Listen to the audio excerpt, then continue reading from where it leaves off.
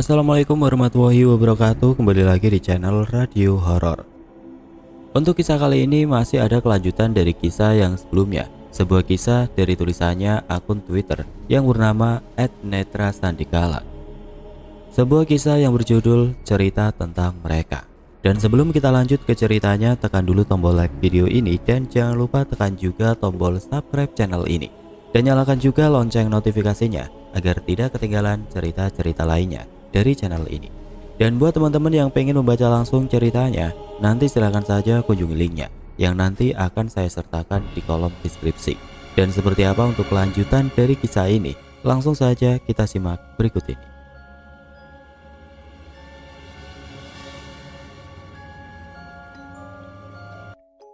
Sementara itu di rumah Bude, mereka semua yang melihat Bima dan Arif begitu khawatir dengan kondisi keduanya. Bulir-bulir keringat terlihat jelas di dahi mereka. "Apa kita sama sekali tidak bisa melakukan sesuatu?" ucap Sekar.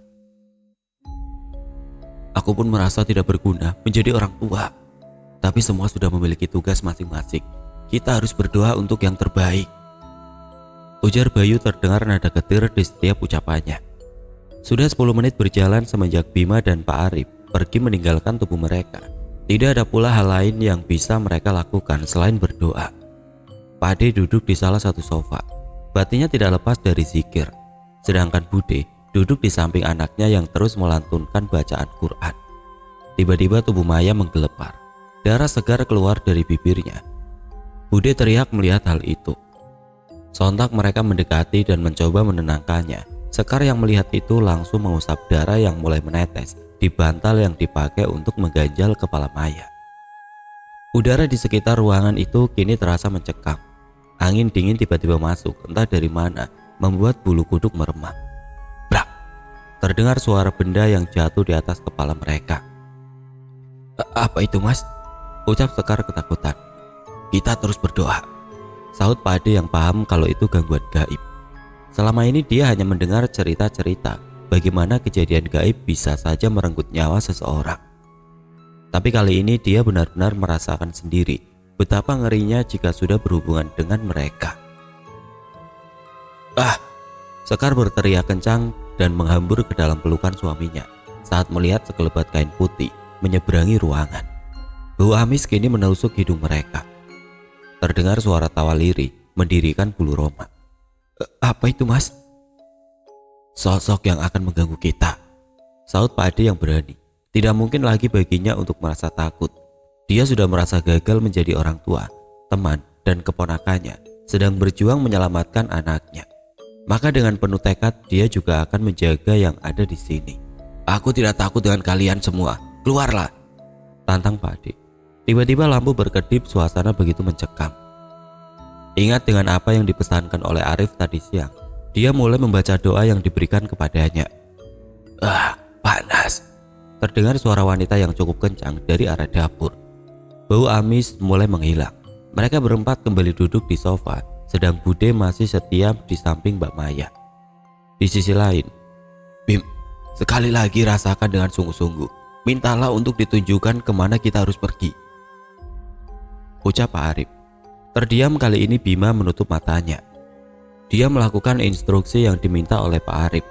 Tangannya dengan kuat menggenggam batang sisir kayu itu. "Bocah istimewa," ucap lirih Pak Arif. "Beda sama kamu ya," timpal Kromo Sengkono yang mendengar ucapannya. Menyeringai Arif kembali fokus melihat Bima. Pendar keunguan mulai terlihat di atas kepalanya. "Ayo," ajak Pak Arif. Segera Kromo Sengkono memegangi pundak Bima. Sekali lagi Bima merasakan sensasi yang tidak mengenakan. Badannya terasa terhimpit sesuatu yang keras. Nafasnya begitu sesak. "Ini bukan Bim, tempatnya," ucap Pak Arif saat mereka sudah mendarat di suatu tempat yang penuh dengan suara gamelan. "Iya Pak, ini bangunan yang Bima lihat. Ada satu hal yang ingin Bima tanyakan dari tadi Pak," lanjut Bima saat melihat pintu masuk bangunan dengan bentuk kayu yang sudah lapuk. Tanaman rambat memenuhi dinding-dindingnya. "Terkait apa?" ujar Pak Arif penasaran. "Kenapa Mbak Kromo Sengkono tidak bisa langsung menuju ke sini? Bukannya dia juga penghuni tempat ini?" tanya Bima. "Karena aturan, semua ada batasannya. Tidak semua bisa diterabas seenaknya pusarmu, jawab Kromo Sengkono sebelum Pak Arif membuka mulut. Dan sekarang Mbak melanggar batas itu, lanjut Bima. Tugasku menjaga dirimu. Batasan itu akan aku langgar, tapi aku tidak bisa melanggar janji yang sudah diucapkan dengan kakekmu, ujarnya dengan suara gemetaran. Mengangguk, Bima sedikit mengerti tentang aturan yang aneh ini. Lebih baik kita masuk, ajak Pak Arif. Keraguan kembali menggelayuti Bima. Takut apa yang akan terjadi kali ini. Dipimpin oleh Pak Arif, mereka melangkah. Sejengkal lagi mereka sampai tepat di depan pintu kayu lapuk itu. Suara gamelan yang tadi terdengar menghilang. Tiba-tiba saja Bima ditarik mundur oleh penjaganya. Begitu pula dengan Pak Arif yang mundur beberapa langkah. Dia tahu keberadaan kita, ucapnya. Pintu itu tiba-tiba terbakar hebat. Bima masih belum bisa seperti mereka yang dapat merasakan sesuatu yang buruk. Menghela nafas, dia merasa hanya menjadi beban. Kamu hanya belum tahu kemampuanmu, Bim, ucap Pak Arif membaca apa yang Bima pikirkan. Bagaimana caranya untuk tahu kemampuan yang kita miliki? Tanya Bima. Kamu tidak ngajari cucuku, goblok. Memang goblok kamu, Rip. Nekat kamu, bentak Kromo Sengkono kepada Pak Arif.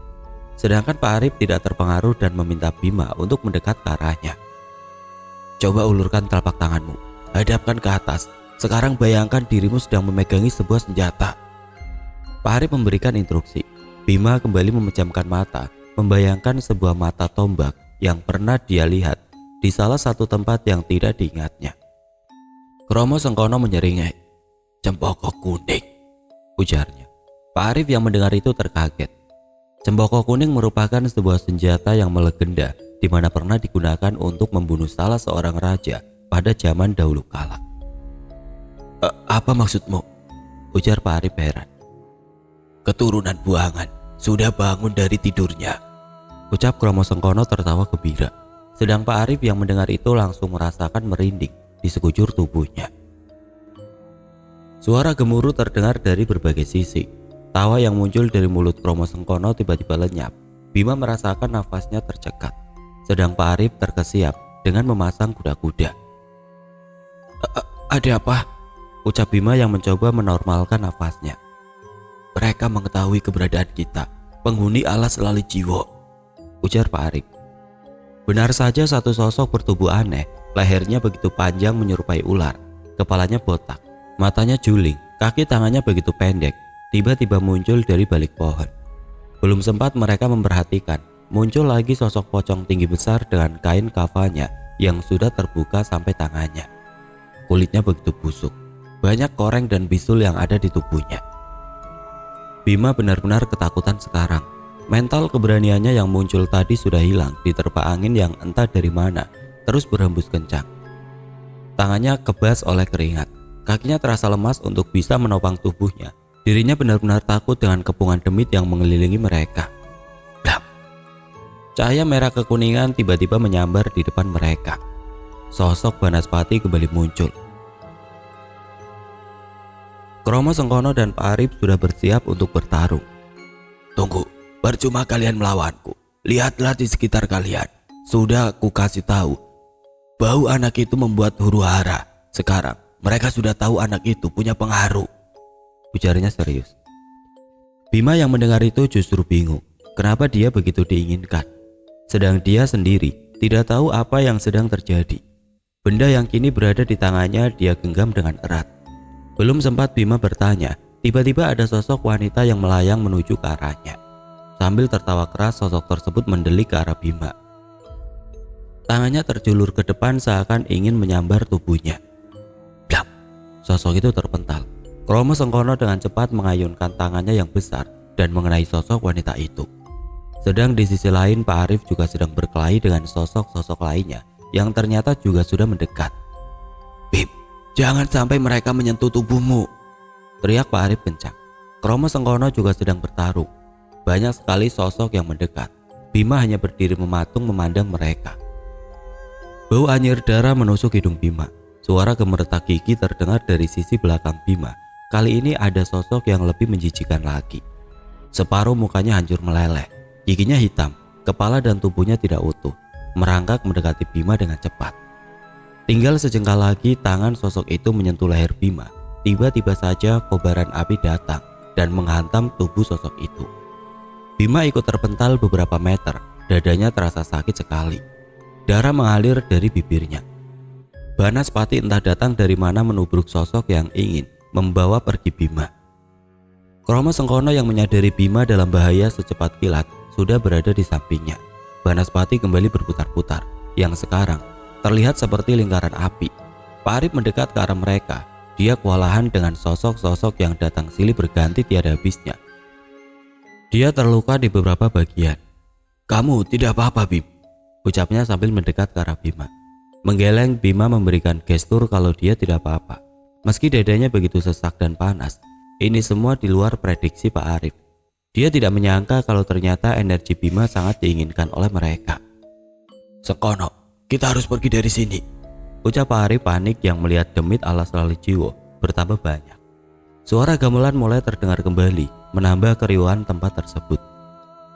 "Kediswari," geram Kromo Sengkono mengerikan. Bima sudah berdiri, ketakutan masih mendayu-dayu dalam dirinya. "Kuhalangi sebentar, pergilah dari tempat ini," ucap Banaspati. Kromo Sengkono terheran selama dia mengenal sosok Banaspati. Tidak pernah sekalipun dia mau membantu tanpa ada hasil yang dia dapat. Ada kewaspadaan yang muncul. Sedang Pak Arif ini sudah kembali bertarung mencoba menghalau demit-demit yang mulai mendekat ke arah mereka. "Cepat goblok!" geram Banaspati yang mulai berputar-putar lagi menyerupai bola api yang menakutkan. Keraguan Kromo Sengkono hilang. Dengan cepat dia menyambar tangan Bima dan Pak Arif. Sensasi terhimpit benda padat yang keras kembali Bima rasakan. Nafasnya begitu sesak. Kepalanya berputar-putar. Udara segar kembali menerpa wajah Bima. Matanya terpejam, nafasnya masih memburu. Bima muntah. Tidak tahan dengan kepalanya yang berputar-putar hebat. Pak Arif yang melihat itu segera datang dan menyentuh punggung Bima. Perlahan aliran energi yang diberikan oleh Pak Arif membuat kondisinya kembali bugar. "Apa itu tadi, Pak?" tanya Bima saat sudah duduk. Tertera sekali dari wajahnya mimik ketakutan masih tergambar dengan jelas. "Ini semua di luar prediksiku, Bim. Saat ini alas lali jiwo benar-benar berbahaya untukmu. Lebih baik kita pulang saat ini." "Lalu bagaimana dengan Mbak Maya? Bukankah dia harus diselamatkan malam ini juga?" Bima berkata panik. Pak Arif hanya terdiam tidak menjawab pertanyaan dari Bima. Dia merasa bersalah. Dia terlalu nekat membawa Bima masuk ke alas lali jiwo. Bima yang tidak mendapat jawaban dari Pak Arif kini mengedarkan pandangannya mencari sosok penjaganya. Dilihat tempatnya saat ini tidak asing. Segera dia berdiri dan berjalan menuju gubuk yang familiar. Ya, gubuk tempat si kakek itu tinggal. "Bim, kamu mau kemana?" ucap Pak Arif yang juga sudah berdiri. "Bima tahu tempat ini, Pak. Ini rumah kakek," jawab Bima yang terus melangkah. Kromo Sengkono yang dari tadi diam juga mengikuti arah Bima melangkah. Ketiganya berjalan beriringan menuju gubuk tersebut. "Assalamualaikum, Mbah," ucap Bima saat sudah sampai di depan gubuk tersebut. Tidak ada jawaban sama sekali. Gubuk tersebut terlihat sepi. "Waalaikumsalam," terdengar suara kakek penghuni gubuk dari arah belakang mereka. Melihat itu, sontak Kromo Sengkono langsung bersimpu di depan kakek. Sedang Bima dan Pak Arif yang melihatnya terheran.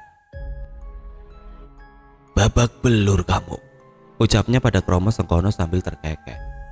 "Sudah sini, semua duduk di sini," lanjut kakek sambil berjalan menuju amben yang ada di depan gubuk miliknya.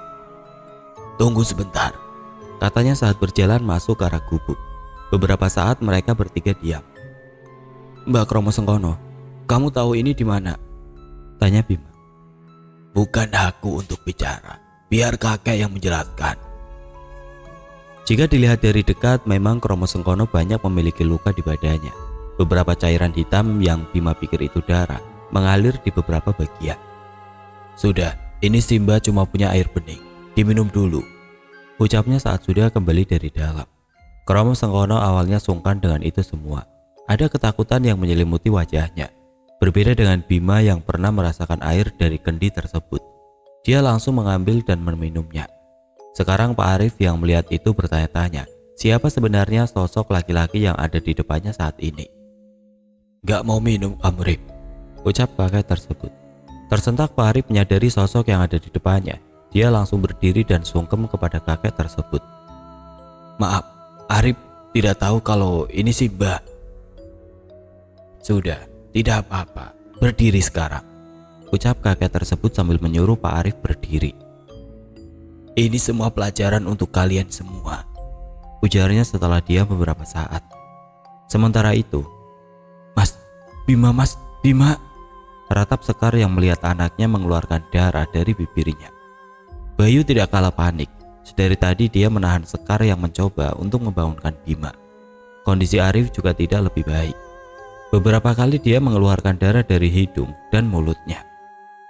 Sekar, maafkan aku, ucap Bude yang masih setia berada di samping anaknya. Mendengar itu Sekar berpaling serta menuju ke arah kakaknya. Direngkuhnya sosok wanita itu. Tidak Mbak, ini semua bukan salahmu.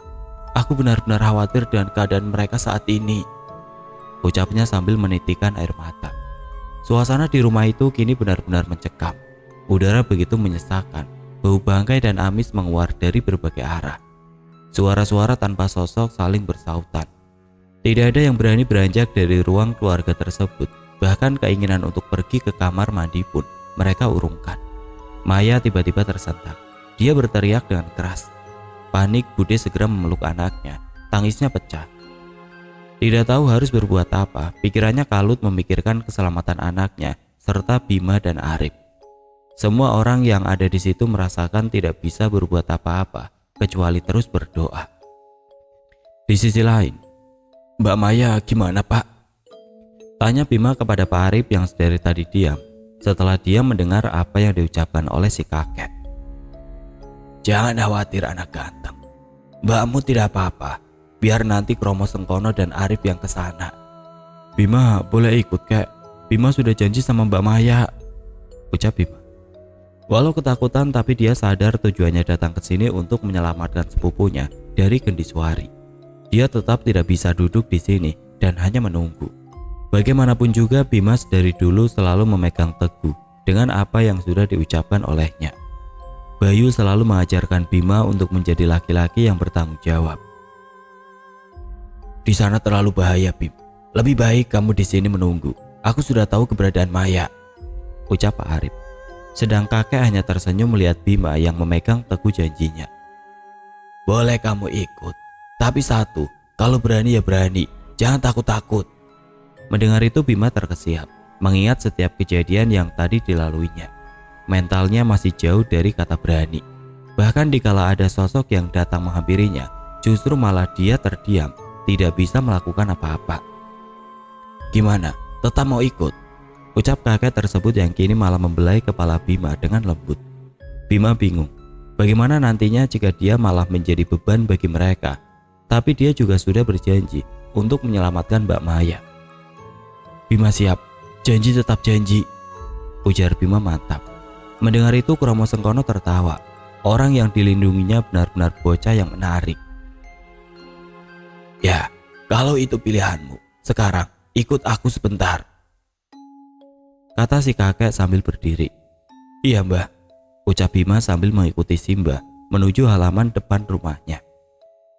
Kamu tahu apa itu yang kamu pegang saat ini? Ucap kakek sambil menunjuk mata tombak yang dari tadi Bima genggam. Senjata Mbah, ucap Bima polos teringat dengan perkataan Pak Arif kalau dia bisa membuat senjata.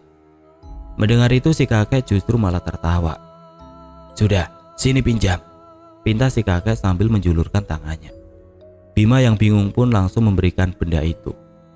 Mundur kamu, ucap si kakek menyuruh Bima untuk sedikit mundur. Sejenak kakek diam.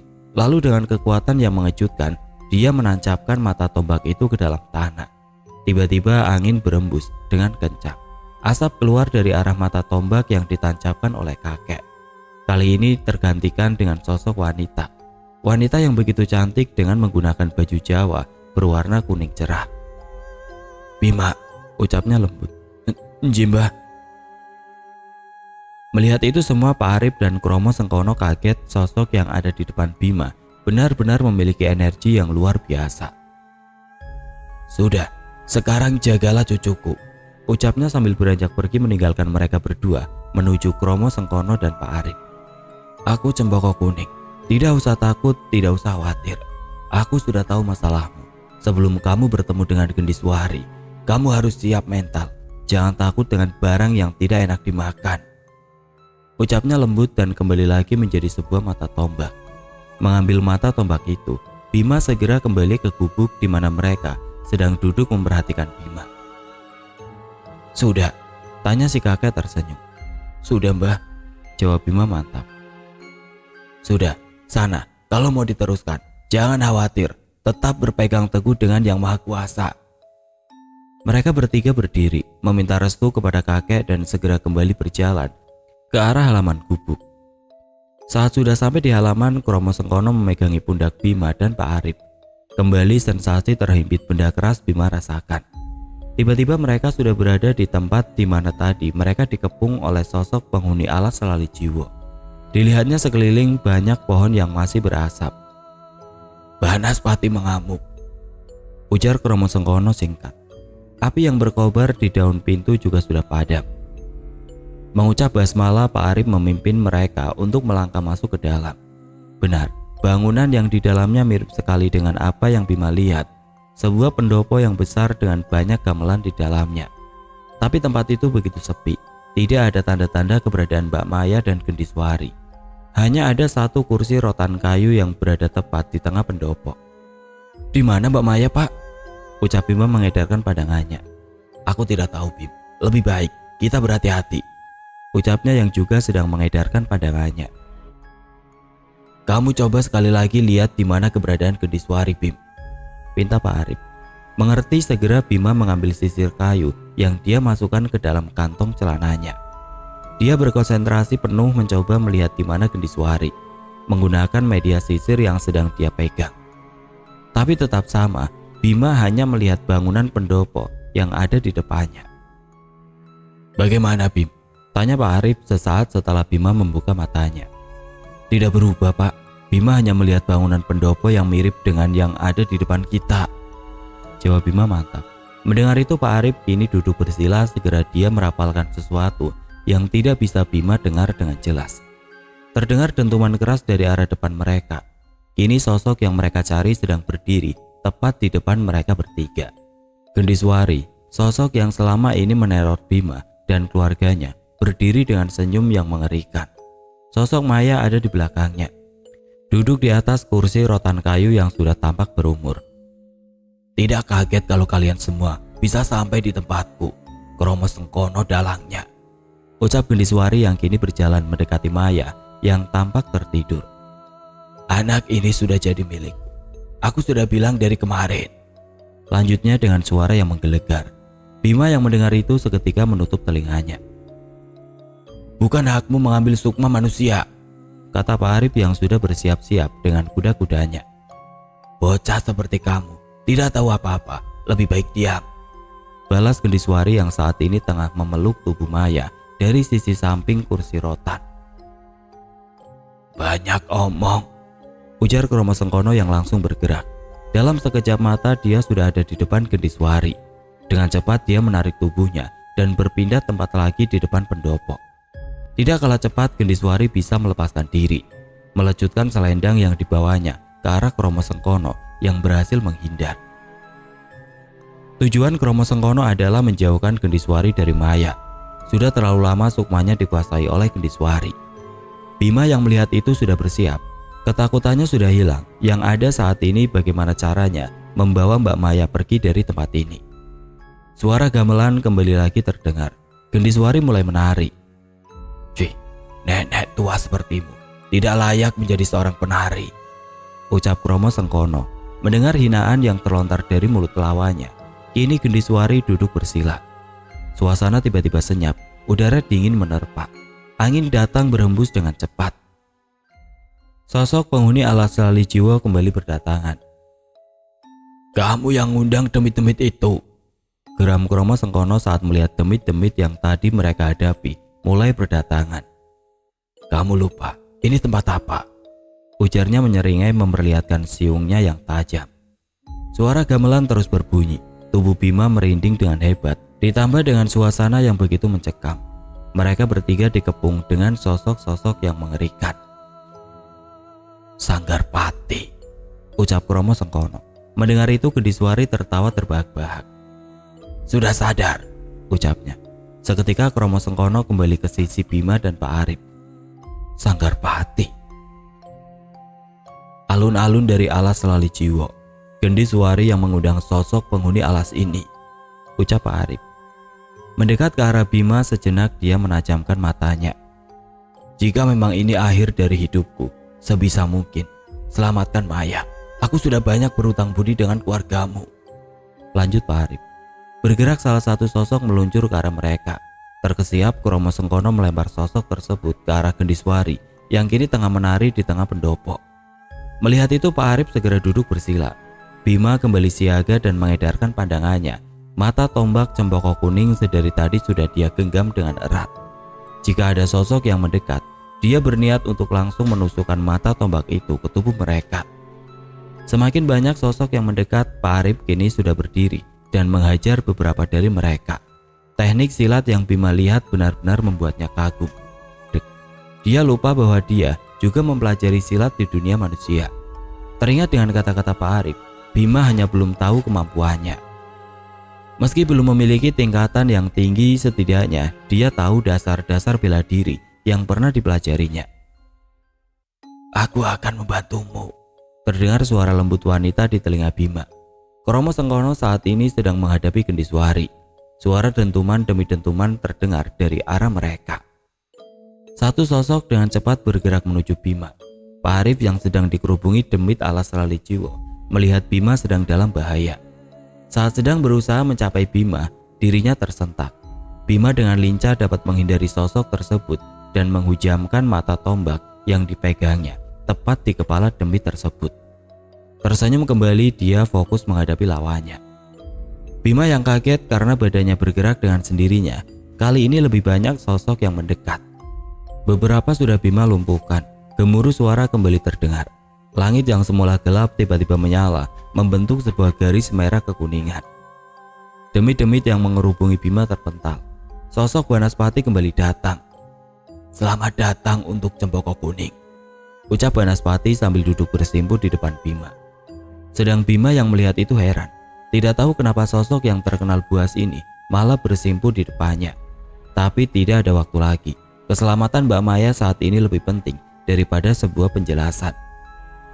Ambil anak perempuan itu, terdengar suara wanita lembut. Mendengar itu Banaspati segera berdiri dan pergi ke arah pendopo. Dalam sekejap tubuh Mbak Maya sudah dalam gendongannya. Melihat mangsanya diambil, Gendiswari murka.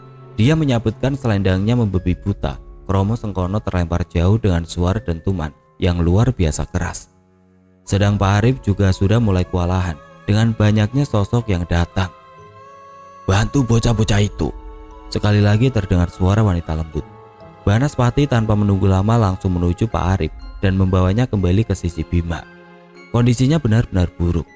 Bima langsung berlutut di sebelah Pak Arif. Pak Arif, Pak, bangun, ucap Bima panik saat melihat laki-laki di depannya tersegal-segal. Kini sosok Gendiswari mendekat ke arah Bima. Tatapannya begitu tajam. Terlihat Kromo Sengkono juga sudah kesusahan untuk berdiri. Sedang Banaspati masih sibuk menghalau penghuni alas Lalijiwo. Kamu bocah, gantinya gadis itu, ucapnya lirih namun terdengar jelas dan mengerikan di telinga Bima. Saat Bima tidak bergerak, namun entah dorongan dari mana tiba-tiba dia berdiri dan dengan cepat menarik rambut Gendiswari menuju tengah lapangan di depan pendopo. Gendiswari, ucapnya lirih. Kaget dengan apa yang dia dengar, Gendiswari hanya bisa terdiam. Nyai, ucapnya terbata. Dia tahu sosok yang sedang dihadapannya bukan orang sembarangan. Cempoko Kuning, sosok yang bahkan ditakuti setengah dari penghuni alas Lalijiwo. Ampun Nyai, ucap Gendiswari terbata, takut dengan sosok yang berdiri di hadapannya. Cempoko Kuning benar-benar membuat nyali Gendiswari menciut. Bagaimana bisa sosok yang sudah lama menghilang tiba-tiba hadir di sini, di Sanggarpati? Tidak ada jawaban yang keluar dari mulut Bima. Saat Gendiswari mengira bahwa sosok Cempoko Kuning masih berada di depannya. Tapi dia langsung sadar bahwa saat ini yang di depannya hanya bocah Bima yang lemah. Brak! Dengan sekali pukulan, Gendiswari memukul Bima telak di perutnya. Terpental, Bima mengerang kesakitan. Dia tidak sadar apa yang barusan terjadi. Tiba-tiba tubuhnya bergerak sendiri menuju ke arah Gendiswari dan menggeretnya ke tengah lapangan. Romo Sengkono yang melihat Bima terpental segera bangkit dan mencoba untuk menolongnya. Tapi selalu saja sosok penghuni alas Lali Jiwo masih mencoba menyerangnya dengan Pak Arif masih terkapar. Bima berusaha berdiri, badannya benar-benar sakit. Baru kali ini dia merasakan dipukul sampai terpelanting beberapa meter. Sungguh alam mereka benar-benar mengerikan. Dalam ketergesaannya, saat mencoba berdiri, dia merasakan sedang menggenggam sesuatu. Dilihatnya ternyata itu rambut milik Gendiswari yang lepas saat dirinya terpukul mundur. Berpikir cepat, Bima langsung bersila. Dia berdoa memohon ampun atas segala dosa yang pernah diperbuatnya dan meminta perlindungan kepada Sang Maha Kuasa. Nekat, Bima kembali ke masa lalu. Kini Bima sedang berdiri di sebuah tempat yang begitu asing, seperti sebuah desa yang masih terisolasi, jauh dari perkotaan. Mengedarkan pandangan, dia melihat seseorang wanita muda sedang berjalan dengan tergesa-gesa. Wanita itu berusaha secepat mungkin berjalan dengan kakinya yang cacat. Sesekali ia melihat ke belakang hanya untuk sekedar memastikan kalau dia tidak dilihat oleh warga desa. "Itu Bu, lihat, anak pembawa sial lagi keluar dari sarangnya," bisik wanita parubaya kepada wanita lain yang ada di sebelahnya. "Diam, bisa dengar dia nanti. Dia itu pembawa sial di sini. Harusnya sudah lama diusir dari desa kita." Wanita itu berhenti sejenak saat mendengar suara bisik-bisik yang terdengar jelas di telinganya. Bima yang melihat itu paham bahwa keberadaan wanita itu tidak dianggap sama sekali, bahkan bisa dibilang mereka membencinya. Tatapan sinis dan jijik tertera dengan jelas saat ibu-ibu tadi memandangnya. Perasaan aneh tiba-tiba mengalir ke dalam tubuh Bima, seolah tahu apa yang sedang dirasakan oleh wanita itu. Perasaan sakit hati dan dendam terhadap warga desa. Memejamkan mata dan mengatur nafas, Bima sekali lagi mencoba untuk jauh merasakan lebih dalam lagi. Sudah menjadi makanan sehari-hari dengan ucapan dan hinaan yang muncul dari bibir orang-orang yang ada di sekitarnya, menampilkan senyum kecut dan kembali berjalan. "Andai aku memiliki tubuh yang sempurna, wajah yang cantik, pasti mereka tidak akan menuduhku macam-macam," ucapnya lirih namun tergambar jelas dari raut wajahnya. Hatinya begitu perih dan ngilu. "Kenapa, Rum?" Terdengar suara wanita rentak. Terkesiap ia mendongakkan kepalanya. Tidak sadar kakinya sudah menuntun hingga sampai ke depan rumah di mana dia dan ibunya tinggal. "Arum, gak apa-apa Bu," ujarnya sambil tersenyum menjawab pertanyaan Lastri. Wanita yang merawatnya dari kecil, sosok ibu yang selalu menyayanginya. "Ya wes, masuk sana, bersih-bersih terus makan," kata Lastri sambil melanjutkan kegiatannya menyapu halaman. Mengangguk, Arum berjalan menuju ke dalam rumah. Kondisi rumah Arum memang terlihat sederhana, tidak banyak barang. Rumah itu adalah peninggalan dari mendiang bapaknya. Salah satu harta warisan yang sebisa mungkin mereka jaga dan rawat sebaik-baiknya. Pikiran Arum masih begitu kalut. Keinginan untuk bisa menjadi seperti orang-orang begitu menguasainya. Sedari tadi makanan yang ada di depannya pun belum tersentuh sama sekali. Melihat itu ada rasa khawatir yang muncul di hati Lastri. "Kok melamun? Kenapa Nduk? Sini cerita sama ibu," ucap Lastri yang mengagetkan Arum. "Gak apa-apa Bu, cuma kecapean, badan rasanya gak karuan." Tidak mau menambah beban Lastri, dia tahu ibunya bercerita hanya akan menampilkan raut wajah sedih dan berulang kali meminta maaf atas kondisi yang menimpa Arum selama ini. Tidak bisa dibilang baik-baik saja, dengan kakinya yang cacat serta bekas koreng di area wajahnya, membuat Arum harus terus menggerai rambutnya yang panjang, menutupi sebagian mukanya. Mungkin inilah yang membuat warga desa enggan untuk berinteraksi dengannya. Nelangsa dengan apa yang terjadi, Arum bangkit tanpa mengucapkan apapun dan langsung masuk ke dalam kamar.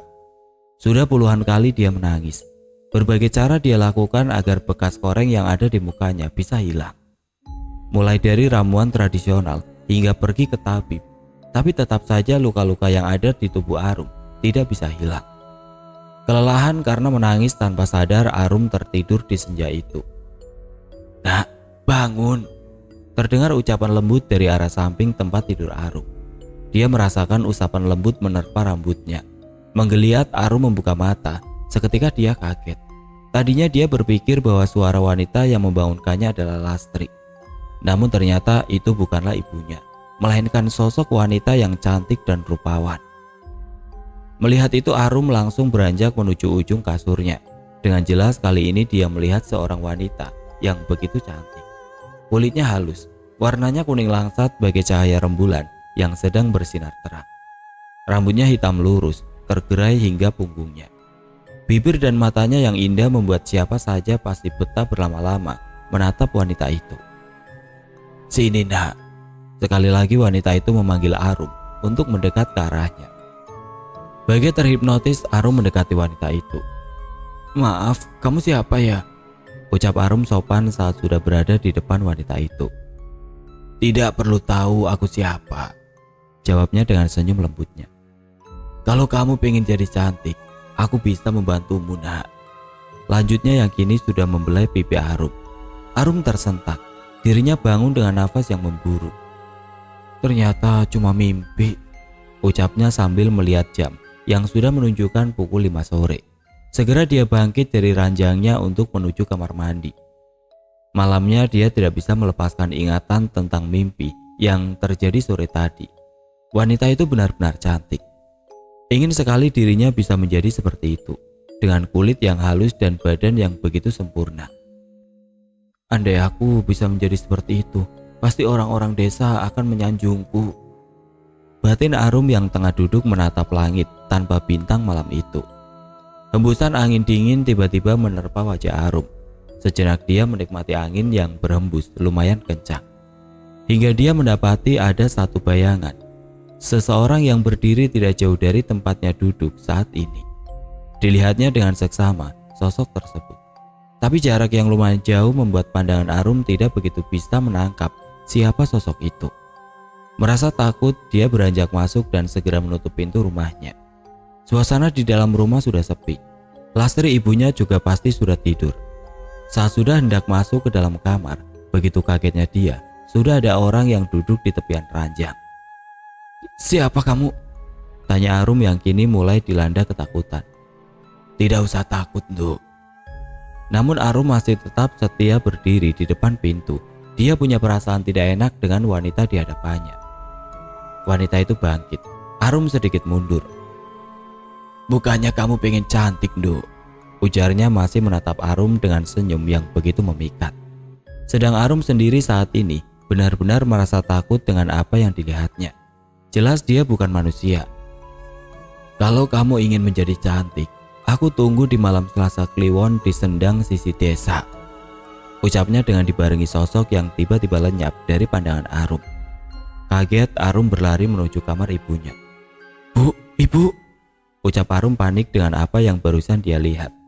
Beberapa kali ia menoleh ke arah kamarnya, takut sosok itu kembali muncul. "Apa toh, Rum?" ujar Lastri yang panik melihat raut wajah Arum. Iku bu, itu ada demit di kamarku," ujarnya sambil menunjuk ke arah kamarnya. Tidak percaya dengan ucapan anaknya, Lastri berjalan menuju kamar Arum. Dilihatnya tidak ada siapapun di sana. "Tidak ada apa-apa, Luna. Kamu ngelindur ya?" ujar Lastri. Sedang Arum yang berdiri di belakangnya juga menengok ke dalam kamar. Benar tidak ada siapapun. Wanita itu benar-benar sudah menghilang. Masih merasa takut, Arum meminta kepada ibunya untuk tidur bersama malam itu. Tidak terasa pagi sudah menjelang. Suara kokok ayam jantan mengawali subuh yang masih berselimut kabut. Arum yang sedari malam tidak bisa tertidur dengan pulas, masih memikirkan kata-kata wanita yang bertandang ke kamarnya. Siapa wanita itu? Batinnya, namun semakin dia memikirkan justru kepalanya semakin bingung. Apa benar kejadian semalam itu nyata? Beranjak menuju dapur, Arum mencoba mengusir pikiran tentang sosok wanita yang terus hadir di kepalanya. Sinar mentari memang belum terlihat, tapi beginilah kebiasaan Arum sehari-hari. Semenjak setengah jam yang lalu, dia sudah berkutat dengan tungku kayu. "Loh nak, bangun jam berapa kamu itu? Kok rajin jam segini sudah ada di depan tungku perapian?" ujar Lastri yang sudah berdiri di belakang Arum. Sudah dari tadi Bu, lah ibu tidurnya pules banget, jawab Arum yang masih mengipasi api agar tetap menyala. Ya sudah, sana cuci baju saja, biar ibu yang masak. Tanpa menunggu diperintah 2 kali, Arum beranjak menuju kamar mandinya, mengambil pakaian kotor, dan segera menuju sungai yang tidak jauh dari rumahnya. Berjalan dalam keremangan subuh beberapa kali, Arum menoleh ke belakang. Dirinya merasa sedang diawasi oleh sesuatu. Mempercepat langkah agar segera tiba di sungai, dia berharap setidaknya ada orang di sana. Walaupun Arum tidak berani mendekati warga desa, tetapi setidaknya ada orang yang bisa dimintai tolong jika terjadi sesuatu. Benar saja, saat sudah hampir sampai di tepian sungai, Arum melihat ada beberapa ibu-ibu yang sedang mencuci baju. Merasa tenang, dirinya berjalan menuruni jalanan yang menurun menuju ke arah sungai. Brak! Arum tiba-tiba hilang keseimbangan karena kakinya terpeleset tanah yang licin. Tubuhnya terjatuh terguling hingga dekat dengan sungai. Isi keranjang berhamburan kemana-mana. Aduh! Orangnya mencoba berdiri. Kakinya begitu sakit, pinggangnya ngilu. Syukurin, bocah pembawa sial, harusnya sudah dari dulu dibakar hidup-hidup, ucap keji salah seorang wanita yang sedang mencuci di sana. Mendengar hal itu, air mata Arum turun tanpa disadarinya. Badannya sakit tapi hatinya jauh lebih sakit. Arum teringat tiap kali dia bermain dengan teman-teman sebayanya, selalu orang tua dari temannya melarang untuk dekat-dekat dengan Arum. Anak pembawa sial, katanya. Tiap kali ada kejadian yang menimpa desa di mana Arum tinggal, selalu dia yang menjadi sasaran warga. Warga mengira bahwa orang tua Arum, terutama bapaknya, telah bersekutu dengan iblis. Karena itulah lahir Arum dengan bentuk dan rupa yang mengerikan. Tertatih kembali Arum berjalan sedikit menjauh dari ibu-ibu tadi. Dia tidak mau langsung kembali ke rumah. Dengan kondisinya saat ini, pasti hanya akan menambah kekhawatiran Lastri. Masih dengan air mata yang menggulir, Arum merasakan sakit yang luar biasa di hatinya dengan dendam yang teramat dalam. Malam Selasa Kliwon ya Dok. Lirih terdengar suara yang datangnya entah dari mana. Selingukan Arum mencari sumber suara itu, tapi yang didapatinya hanya kesunyian subuh. Merinding segera buru-buru Arum menuntaskan pekerjaannya. Dirasa semua sudah selesai, Arum beristirahat sejenak. Kakinya terlihat memar. Kembali dia teringat dengan ucapan ibu-ibu tadi. Sekali lagi rasa pedih dan dendam muncul di hati Arum. Bangkit berdiri walau rasa kakinya begitu ngilu, dia melangkah perlahan kembali ke rumah. Oke teman-teman, sampai di sini dulu ceritanya. Nantikan kelanjutan kisah ini di video berikutnya. Agar tidak ketinggalan, klik tombol subscribe channel ini dan nyalakan lonceng notifikasinya.